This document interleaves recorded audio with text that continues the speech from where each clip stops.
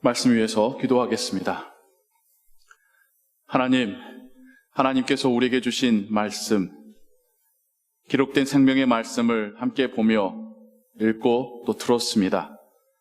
이 말씀을 통하여 지금 하나님 우리에게 그 은혜를, 그 지혜를 주시고 우리가 하나님의 자녀로 이 세상을 살아갈 바를 알려주시며 또 성령 하나님께서 우리를 인도하심을 믿습니다. 우리로 깨닫게 하시고 순종할 수 있도록 도와주시옵소서. 주 예수 그리스도의 이름으로 기도하옵나이다. 아멘. 우리가 계속해서 빌립보서를 읽고 또 들어가고 있습니다. 우리는 이제 3장으로 왔습니다. 장절 구분은 우리의 구분이었다. 처음 성경 기록될 때부터 구분되어진 것이 아니라 후대의 구분이고 기록이었다라고 말씀을 드렸습니다.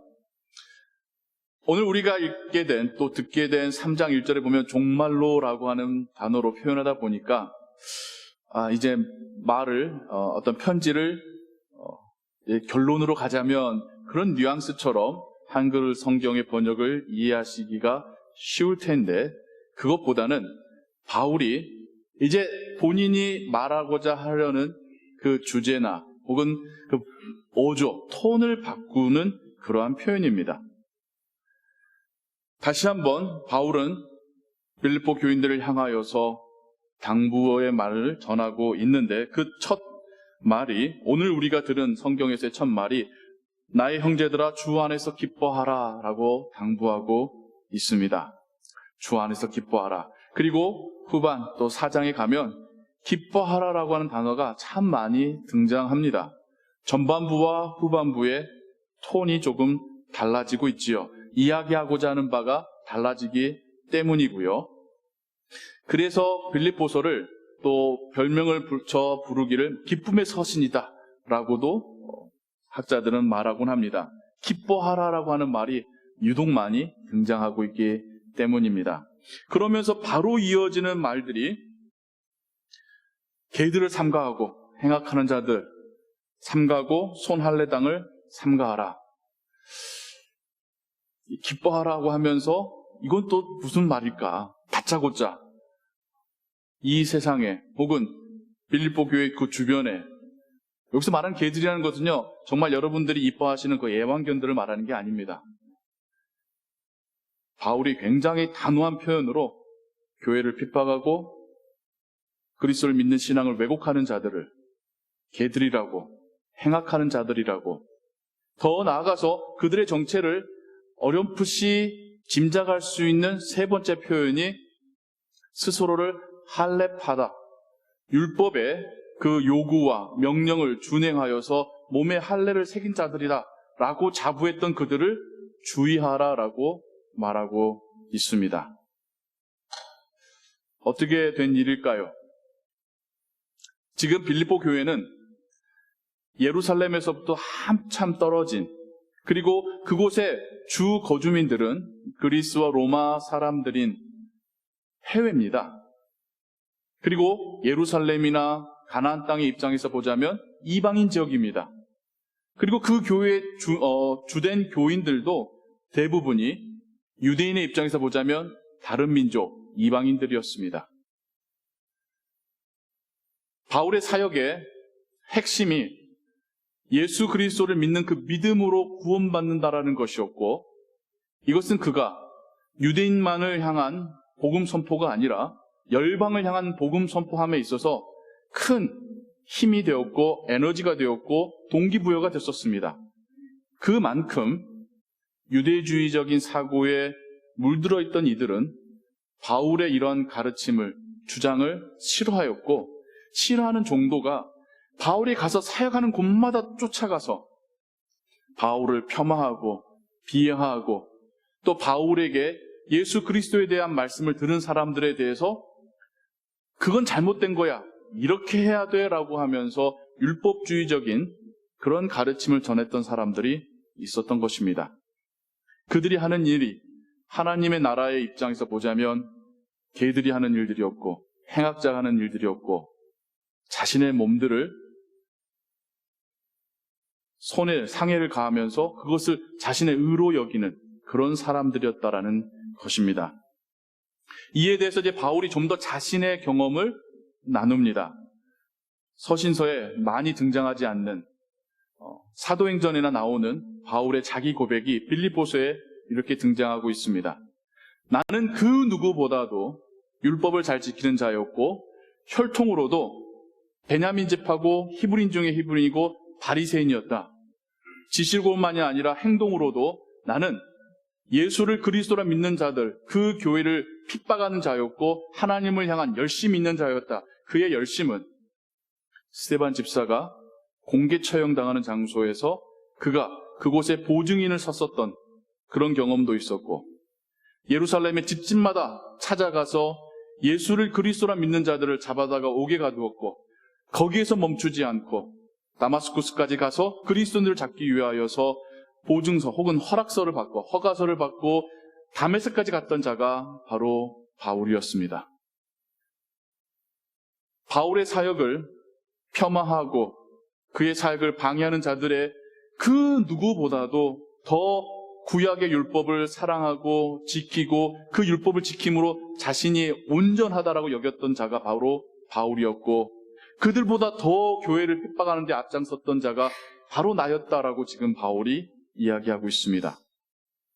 그런데 그랬던 내가 이제 깨달은 것이 그 어떤 것보다, 그 어떤 세상의 지식과 철학보다, 그 어떤 율법의 순종보다 예수 그리스도와 그분의 십자가의 죽음이 가장 고상한 것이다라는 것을 깨달았다고 이야기하고 있는 것입니다.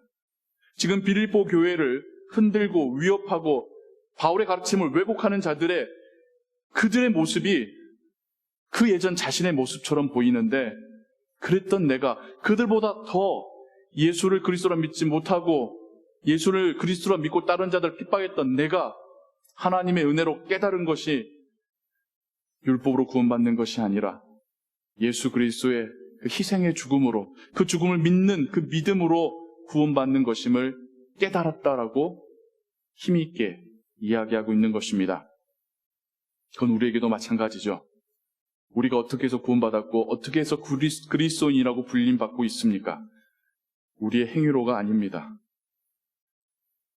52주 주일 예배 참석하는 거, 그것 때문에 우리가 그리스도인인 것이 아니라 우리가 그리스도인이기 때문에 예배를 참석하는 것입니다. 헌금하고 봉사하고 선교지 갔다 오는 거, 그것 때문에 내가 세상과 사람들 앞에서 당당한 그리스도인이 된 게 아니라 내가 하나님께로부터 받은 바 은혜가 감사해서 그 은혜의 감사에 대한 반응으로서 봉사하고 있는 것입니다. 내가 다른 사람들과 관계에서 참고 기다려주고 이해하고 겸손하게 행동하는 것이 나로 하여금 더 거룩한 사람으로 만드는 것이 아니라 예수님을 묵상하면 묵상할수록, 예수님을 알면 알수록 그렇게 할 수밖에 없는 것이 나의 고백인 것입니다. 주객이 바뀌어야 되는 것이죠. 사도 바울의 고백은 지금 우리에게 하나님을 믿는다라는 것이, 예수 그리스도를 통해서 구원받는 것이 무엇인지를, 진정한 그리스도인이 무엇이라는 것을 말해주고 있습니다. 그런 그들을 향하여서 사도 바울이 당부하며 명령하며 고면했었던 그 첫 시작의 명령어가 무엇입니까? 그리스도 안에서, 주 안에서 기뻐하라. 기뻐하는 것과 감사하는 것 항상 같이 갑니다. 감사하니까 기뻐하는 거 아니겠습니까? 기쁜 일이 있으니까 또 감사하는 거 아니겠습니까? 주 안에서 감사하고 기뻐하는 것은 어떤 모습일까요? 바울이 지금 이야기하는 것처럼 내가 구원받음이, 나의 영혼이 씻음받음이, 내가 하나님 앞에서 이제 두려운 존재로 서는 것이 아니라 하나님을 아버지라 부르며 하나님 나라에 대해 확신을 가지고 있는 것이, 오늘날도 매일같이 하나님의 은혜가 나에게 임하는 것을 경험하고 확신하는 것이 우리의 감사와 기쁨의 근원이고 원동력이겠죠. 또한 더불어서 하나님 안에서, 그리스도 안에서 믿음의 공동체들과 함께 교제할 때에 우리는 감사와 기쁨을 누리게 됩니다. 혼자 신앙생활 한다면 그것처럼 어려운 게 없습니다. 혼자 신앙생활 하는 거 제가 불가능하다고까지 말하진 않을게요. 하지만 그렇게 어려운 신앙생활이 또 있을까요? 혼자 신앙생활하면서 신앙이 어떻게 자랄 것이며, 혼자 신앙생활하면서 어떻게 하나님께서 주시는 위로를 받을 것입니까? 혼자 신앙생활하면서 어떻게 이 어두운 세상에서 길을 찾아가서 한 걸음 한 걸음 내딜 수 있겠습니까? 혼자 신앙생활하면서 어떻게 훗날 맛볼 천국의 그 기쁨을 이 땅에서부터 먼저 맛볼 수 있겠습니까? 너무 어렵습니다. 너무 어렵습니다. 공동체 안에서 우리가 그 기쁨을 맛보며 함께 즐거워할 수 있는 것입니다. 혼자가 아니라 함께 신앙생활할 때에 서로가 서로를 사랑하고 배려하고 위해서 기도하고 격려하고 협력할 때에 우리는 그 안에서, 그 교제 안에서 하나님의 나라를 맛보고 이 세상 가운데서 때론 지칠 때 있고 낙심될 때 있고 혹은 위협받을 때 있을 때에도 나와 함께하는 공동체가 있기에, 나를 위해서 기도하는 믿음의 공동체가 있기에, 나를 위해 염려하고 함께 슬퍼하고 나와 힘을 보태주는 그들이 있기에 우리가 이 세상을 살아갈 수 있는 것이죠. 교회를 향한 개들과 행악자들과 할례파들 앞에서 주 안에서 기뻐하라 당부하는 바울의 그 목소리가 우리에게도 들리기를 소원합니다. 교회 안에서 성도들과의 교제를 귀하게 여기십시오. 정말 귀하게 여기십시오. 저도 목회자지만 하나님께 주신 사명감과 하나님께서 부어주신 은혜로도 사역하지만 여러분들과 교제하면서 또 힘을 얻고 한빛교회를 섬길 더 이유를 발견하곤 합니다. 여러분들과 교제하면서 하나님이 저를 사역자로 왜 세우셨는지, 제가 어떤 사역하기를 원하시는지를 발견하고 하나님과의 기도 가운데, 그 말씀의 묵상 가운데 그걸 확신하고 있습니다. 여러분도 마찬가지입니다. 저뿐만 아니라 성도 간의 교제를 통하여서 우리가 더 그리스도인이 되어가는 것이고, 우리가 이 땅에서부터 더 먼저 천국에 가면 이것보다 100배 즐겁다는데 지금도 즐거운데 그때 가면 얼마나 즐거울까 기대하고, 그게 우리로 하여금 살아가게 할 힘이 될 줄로 믿습니다. 개인과 개인 간의 친교도 있지만 또 우리가 1년에 한 번씩 새로운 소그룹으로 모임을 편성하고 또 한 달에 한 번, 그 한 번의 정기 모임뿐만 아니라도 서로 위해서 기도하고 또 식사하고 교제하는 그런 그룹들이, 소그룹들이 있지요.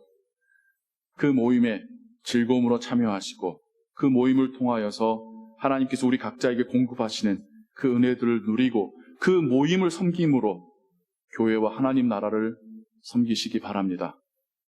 목장은 내가 가서 베네핏을 받는 곳일 뿐만 아니라 또한 섬기는 곳입니다. 목장에 참여할 때에 섬기는 마음으로 참여해 보십시오. 주님의 마음을 느끼게 되실 겁니다.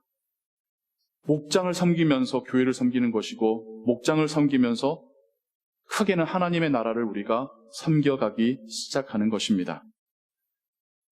각 목장의 모임들이 앞으로의 1년의 모임들을 통하여서 정말 천국의 기쁨을 맛보는 그런 모임들 되시기를, 함께 성장해 가시고 함께 어려움을 이겨내시고 함께 기뻐하시는 그런 모임들 되시기를 주님의 이름으로 축원합니다.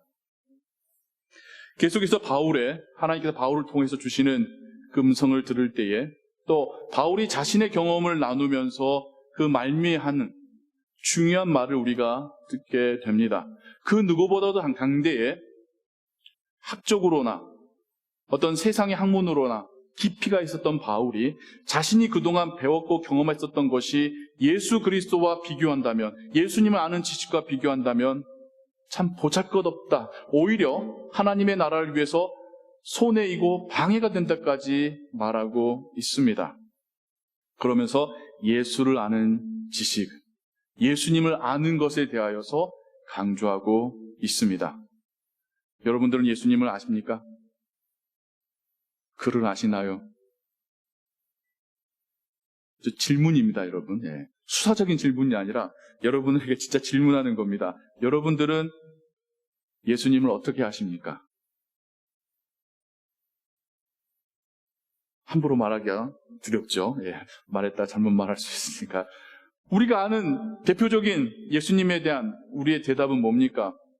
하나님의 아들이시라는 거, 이 땅에 오신 하나님이시라는 거, 마구간에 태어나셨고 그 가나안 땅, 그 북쪽 어딘가에서 성장하셨고 한 30년 사시고 33년 동안 또 30년 사시고 3년 동안 사역하신 다음에 죽으셨고 부활하셨고 하늘에 올라가셨고 나중에 오신다라는 거. 그래서 그분이 죽은 걸 믿으면 나의 죄가 씻겨진다라는 거. 여러분 예수님을 이렇게 알고 계십니까? 이것도 대답을 안 하시면 어떡하시려고. 이렇게는 아셔야 되잖아요. 맞아요. 예. 예수님은 그런 분이세요. 예수님에 대한 중요한 정보이기도 합니다.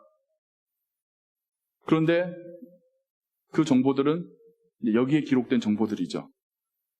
기록된 이야기들이죠. 그리고 나에게서 예수님이 여기 안에만 기록하고 이 안에서만 존재하시는 분이고 지금 나의 현재 삶 속에서는 그분이 보이지 않는다면, 그분이 나에게 말씀하신 것처럼 들리지 않는다면, 그분이 나를 지키시고 도우시고 나에게 손 내밀어 주시는 것이 느껴지지 않는다면, 그러면 우리에게 예수님은 책 속에 담겨져 있는 예수님일 뿐입니다. 우리에게 예수님은 과거에만 존재하신 예수님일 뿐입니다.